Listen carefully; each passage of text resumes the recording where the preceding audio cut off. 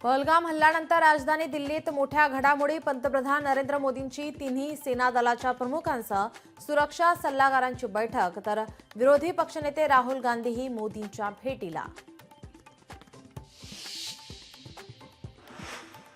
दहशतवादाविरुद्धच्या लढाईत रशिया भारताच्या पाठीशी भक्कमपणे उभा। पहलगाम कट रचणाऱ्यांना सोडू नका, रशियाचे राष्ट्राध्यक्ष व्लादिमीर पुतीन यांचा मोदींना फोन। भारत पाकिस्तान तणावादरम्यान उद्या सर्व राज्यांना मॉकड्रिल घेण्याचे गृह मंत्रालयाचे आदेश।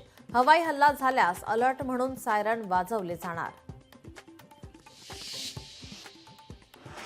अहिल्याबाई होळकरांच्या 300व्या जयंतीच्या पार्श्वभूमीवर अहिल्यानगरच्या चौंडीमध्ये आज राज्य मंत्रिमंडळाची विशेष बैठक।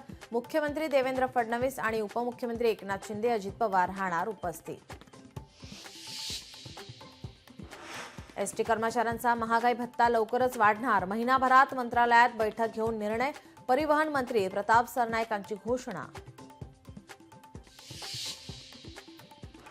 ड्युटी संपल्यावर घरी जाऊन 1 ऐवजी 2 चपटी घ्या। मंत्री भरत गोगावले यांचा एसटी चालकांना अपघात टाळण्यासाठी अजब सल्ला।